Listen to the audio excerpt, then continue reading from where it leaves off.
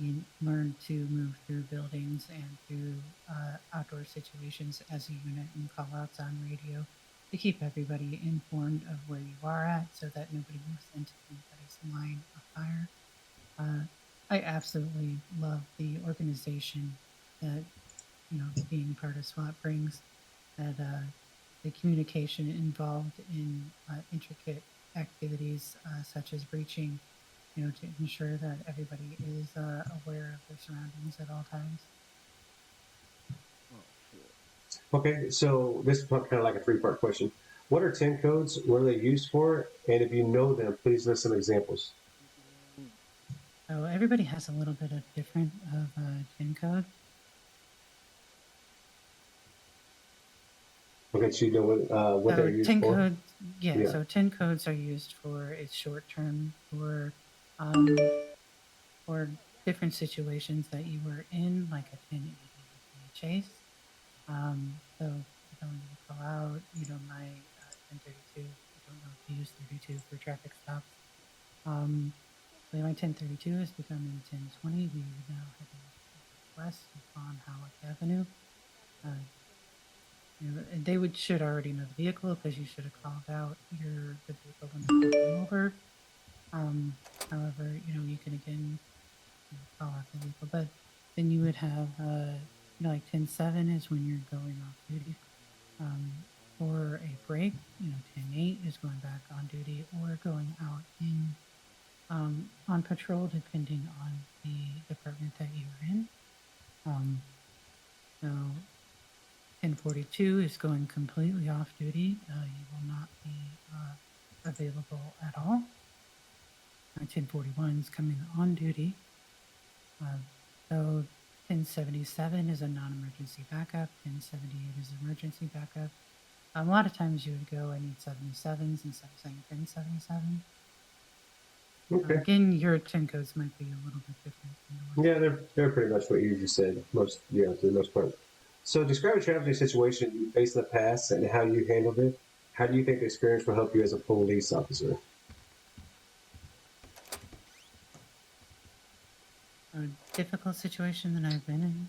Yeah, just any kind of challenging situation you faced in the past and how you handled it, and how do you think that experience would help you as a police officer? So, one, I'd say one of the most difficult situations I was in is my commanding officer had been kidnapped by a gang and taken to a location that we were not aware of.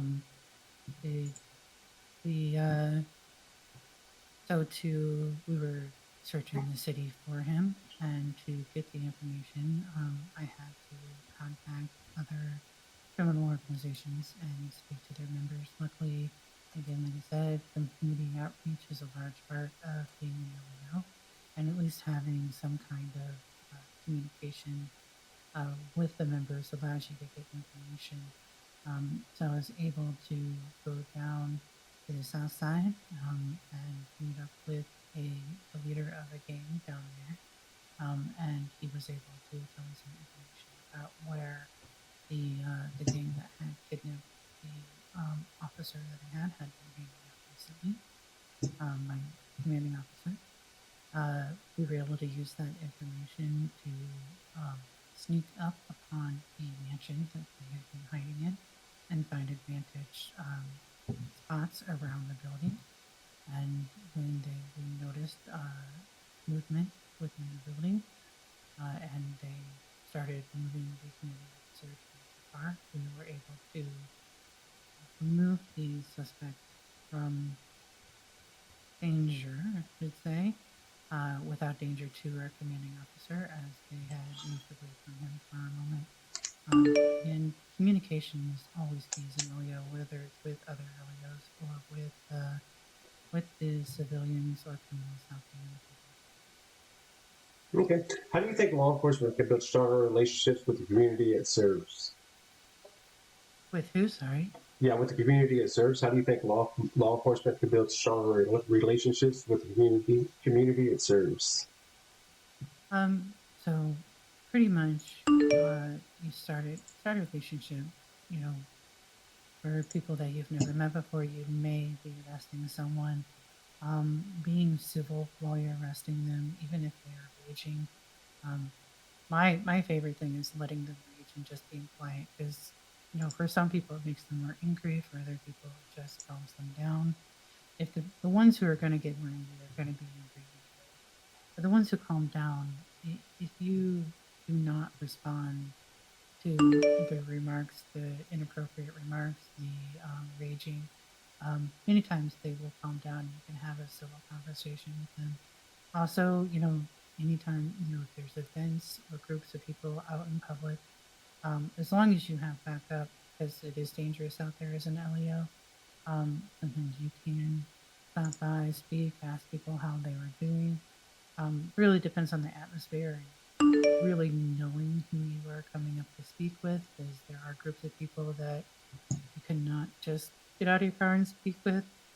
However, there always is, civilians out there who are willing to have conversations with police officers without it resorting to violence in the end.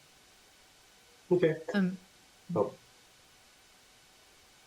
So how do you handle feedback or constructive criticism? Can you give an example of a time when you received a constructive feedback and how you acted on it? I mean, yes, especially at the end, when I do tend, like I said, sometimes I am a little bit more lenient. I do, you know, especially when new to a city, when you're unaware of how things are tend to be handled, you can make a lot of mistakes. Um, so the last city that I was in, I was a little bit more lenient when it came to uh, chases. Not, you know, at that time, the commissioner wanted, if the chase had gone a certain amount of time, he wanted us to be shooting out tires, um, or doing throwing down spike strips, things like that, to stop the chase before it became too long. Um, and I was not following that as often as he would like. He did take me in and talk to me, and I took his criticism, and I started doing exactly how he preferred at the time, even if I didn't approve of it of my own personal thoughts. You do have to listen to command and follow the rules and SOPs as they are stated.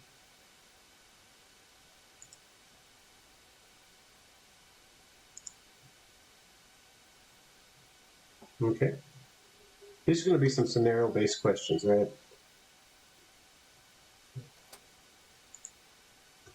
So how would you handle a call involving a domestic dispute where both parties are emotionally charged?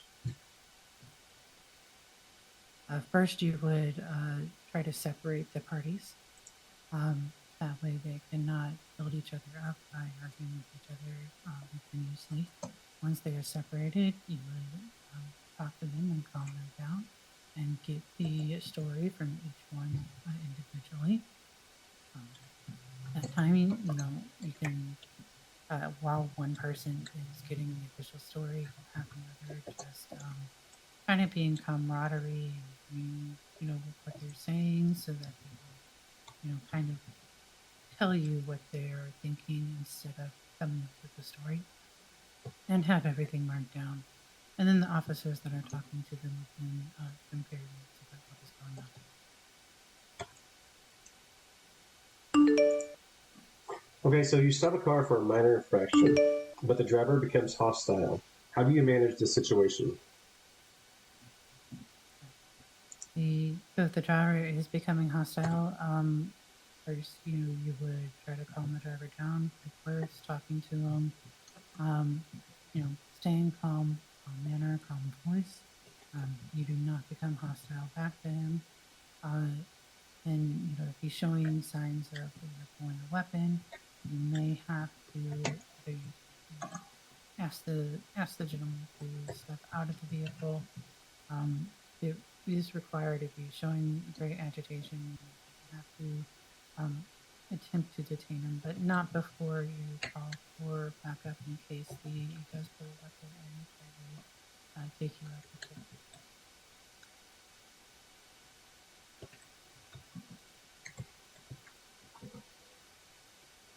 vehicle. Okay, so while patrolling, you witness a minor traffic violation. But as you initiate the stop, a higher priority call comes over the radio. How would you prioritize your actions? If it's a minor infraction, I would likely pull up next to the gentleman and be like, I'm going to give you a warning for this. Please don't let me see this happen again. Otherwise, you will get a ticket for it. And then I would respond to the higher priority call.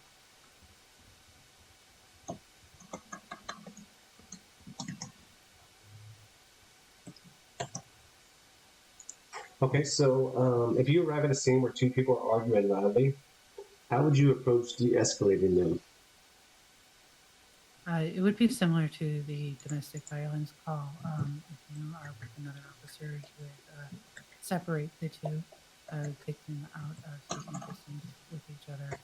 You would walk up to them and, calmly say, hey, you would walk up, be calm, collected, and human, calm down for a moment. Please tell me what's, going on. I want one of you right here. They can come with me and, speak to me and, tell me your side of the story. If they are continuing to argue with each other and not following commands, if they are not being disruptive or if they are not being aggressive with each other and just yelling at each other, unfortunately, there's nothing we can do unless they are becoming disruptive or a danger to the community. We would just have to wait, and the moment that they do become disruptive or a danger, that's when we can take action.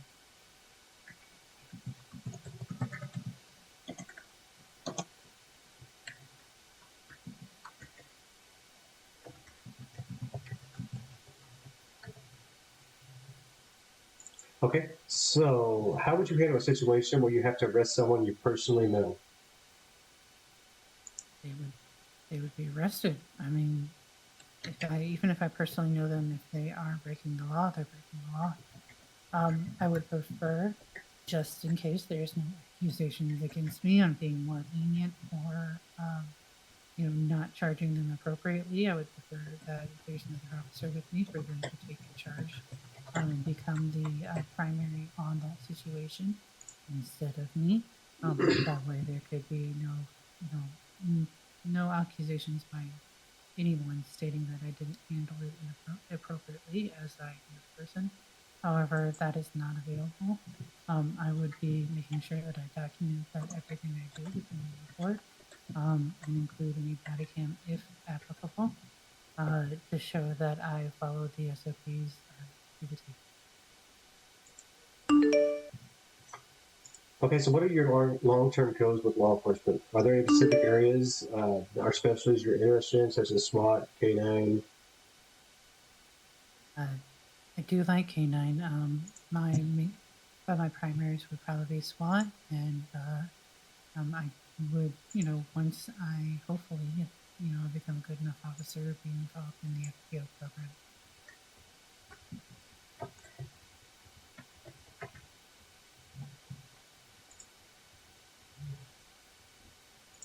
Okay, so if found working with a gang or affiliated with a gang with you, you know that you will be terminated immediately and face prosecution. You understand that? Yes, I do understand that. And do you understand that employment as LEO is at will and you can be removed at any time without prior notice? I do understand.